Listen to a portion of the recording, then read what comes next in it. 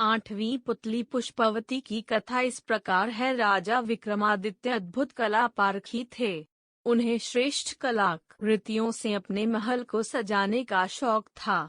वे कलाकृतियों का मूल्य आंक कर बेचने वाले को मुंह मांगा दाम देते थे। एक दिन वे अपने दरबारियों के बीच बैठे थे कि किसी ने खबर दी कि एक आदमी काठ का घोड़ा बेचना चाहता है। राजा ने देखना चाहा कि उस काठ के घोड़े की विशेषता क्या है। नौकर के साथ वह आदमी दरबार में आया। अपने साथ वह ऐसा काठ का घोड़े लाया जिसकी कारीगरी देखते बनती थी। एकदम जीवित मालूम पड़ता था। बहुत गौर से देखने पर ही पता चलता था कि लकड़ी का है। विक्रम ने उस आदमी से घोड़े की विशेषताओं के बारे में पूछा। उस आदमी ने जवाब दिया कि वह घोड़ा अति तीव्र गति से जल, थल और आकाश तीनों में विचरण कर सकता है। उसके दाम के बारे में पूछने पर उसने बताया कि यह उसकी जीवन भर की मेहनत का फल है, इसलिए वह 1,00,000 स्वर्ण मुद्राओं से कम में उसे नहीं बेचेगा। राजा को उसकी बात जच गई और 1,00,000 स्वर्ण मुद्राएं देकर उन्होंने वह घोड़ा खरीद लिया। फिर वह आदमी खुले मैदान में आकर घोड़े को उठाकर दिखाने लगा तथा उसके कल पुर्जों के बारे में सब कुछ बताने लगा। उसके संचालन की सारी विधि समझकर विक्रम ने घोड़ा अपने अश्वागार में रखवा दिया। एक दिन अपने आदमियों के साथ राजा शिकार को निकले तो खुद उसी घोड़े पर सवार थे। कल पुर्जों को दबाने पर उसकी तेजी इतनी बढ़ गई कि राजा को मजा आ गया। वे भूल गए कि आखेट के लिए वे अकेले नहीं निकले हैं। अपनी टोली से बिछुड़कर बहुत दूर आ गए। उन्होंने उसे हवा में उड़ाने के लिए दूसरे कल पुर्जों को दबाया। उसकी गति हवा में इतनी बढ़ गई कि राजा के लिए उसे संभालना मुश्किल जान पड़ा। उन्होंने उसे जमीन पर उतारना चाहा तो वह उसी गति से उतरा और एक घने पेड़ की शाखाओं से टकराकर टुकड़े टुकड़े हो गया। अब उस निर्जन और अनजान जगह पर राजा अकेले थे। वे इधर उधर भटक रहे थे, तभी सामने एक बंदरिया कूदी और अपने हाव भाव से कुछ बताने की कोशिश करने लगी। राजा कुछ समझ पाते तब तक उनकी नजर एक कुटिया पर पड़ी। राजा को भूख लगी थी और वे थके भी थे। उन्होंने वृक्षों पर लदे फल तोड़े और अपनी भूख मिटाई और एक वृक्ष पर चढ़कर लेट गए। वे विश्राम कर ही रहे थे कि एक सन्यासी आया और बंदरिया को इशारा करके अपने साथ कुटिया में रखे 2 घड़ों के बीच में बंदरिया को बैठने को कहा। उसके बाद उसने एक घड़े से चुल्लू भर पानी लेकर बंदरिया के ऊपर छींटे मारे। बंदरिया एक अत्यंत रूपवती राजकुमारी बन गई। उसने सन्यासी के लिए भोजन पकाया तथा जब सन्यासी खा चुका तब सन्यासी के हाथ पैर दबाए और सन्यासी आराम से सो गया।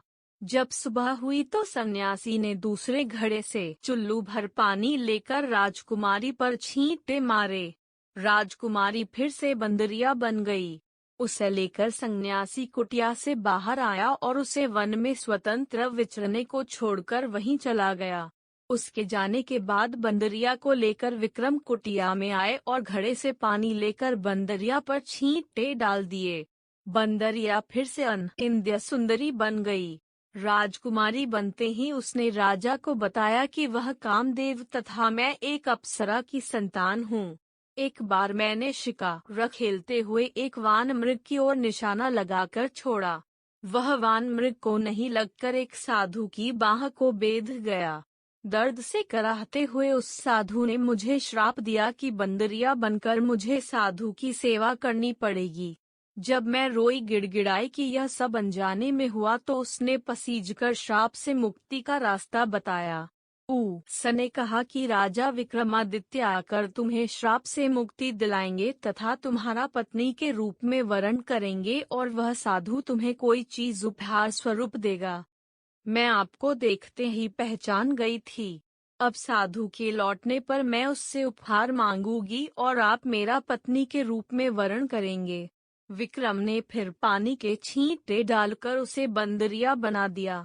साधु आया और उस बंदरिया पर फिर से पानी के छींटे डाले और उसे फिर से राजकुमारी बना दिया। राजकुमारी ने उससे कोई उपहार देने को कहा। उसने हवा में हाथ लहराया तो उसके हाथ में खिला हुआ कमल आ गया। उसने कहा, यह कमल हर दिन तुम्हें एक रत्न देगा। साधु ने यह भी कहा कि उसे पता है राजा विक्रमादित्य उसकी जिंदगी में आ पहुँचे हैं, इसलिए वह राजकुमारी को बाकी की जिंदगी सुखपूर्वक व्यतीत करने का आशीर्वाद देता है।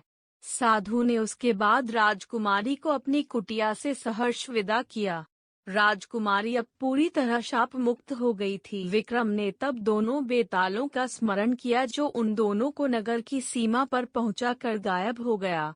नगर में अनुस्वार जब उन्होंने प्रवेश किया तो एक बच्चा कमल के पुष्प को प्राप्त करने को मचल उठा।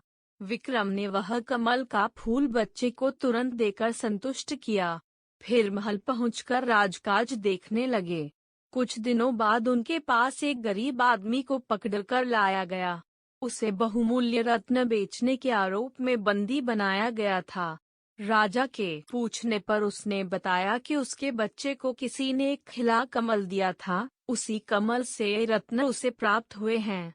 विक्रम ने सिपाहियों को बिना कारण किसी की ईमानदारी पर शक करने के लिए डांटा तथा वे सारे रत्न अच्छे मूल्य पर स्वयं खरीद लिए। वह आदमी राजा को दुआएं देता हुआ संतुष्ट होकर दरबार से विदा हुआ।